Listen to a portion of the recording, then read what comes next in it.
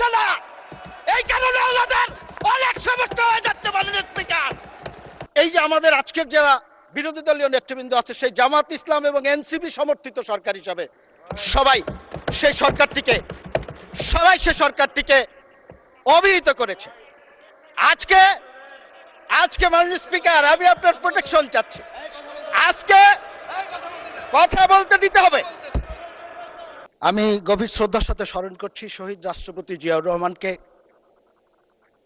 যাকে আমি কোনোদিন চোখে দেখিনি কিংবা দেখার সৌভাগ্য হয়নি, কিন্তু আমাদের আলোচনার মাধ্যমে বই পড়ে যার সম্পর্কে বিস্তারিত শুনেছি, যিনি মহান স্বাধীনতার ঘোষণা দিয়েছিলেন, রণাঙ্গনে যুদ্ধ করেছেন, বাংলাদেশের স্বাধীনতা ছিনিয়ে এনেছিলেন, পরবর্তীতে বহুদলীয় গণতন্ত্র প্রবর্তন করেছিলেন, সংবিধানে বিসমিল্লাহির রহমানির রহিম প্রবর্তন করেছিলেন এবং বহুদলীয় গণতন্ত্রের প্রবর্তনের মাধ্যমে উনি শেখ মুজিব নিহত হওয়ার পরে শেখ হাসিনাকে যেমন বাংলাদেশে প্রত্যাবর্তনের সুযোগ করে দিয়েছিলেন, ঠিক একইভাবে স্বাধীনতা যুদ্ধে বিজয়ের পরে বাংলাদেশ জামাত ইসলামী যখন বাংলাদেশ থেকে পালিয়ে পাকিস্তানে চলে গিয়েছিলেন,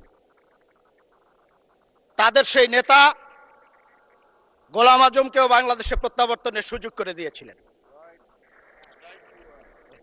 মাননীয় স্পিকার, আমি গভীর শ্রদ্ধার সাথে স্মরণ করছি আমাদের দেশনেত্রী বেগম খালেদা জিয়াকে, যিনি শিয়া বাটার ও ভিটামিন সমৃদ্ধ লিলি বিউটি সোপ, তারুণ্যময় উজ্জ্বল ত্বকের জন্য।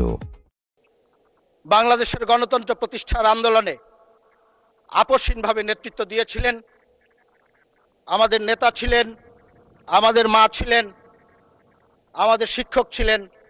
আমরা তার কাছ থেকে যে যতটুকু শিখেছি, সেই শিক্ষাটুকু যদি আমরা কাজে লাগাতে পারি, তাহলে বাকি জীবন আমরা রাজনৈতিকভাবে সফলভাবে কাটাতে পারবো বলে আমি ব্যক্তিগতভাবে বিশ্বাস করি।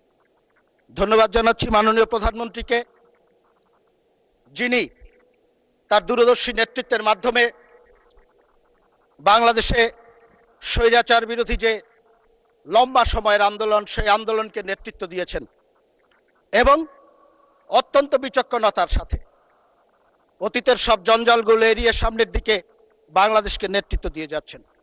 আমি কৃতজ্ঞতা প্রকাশ করছি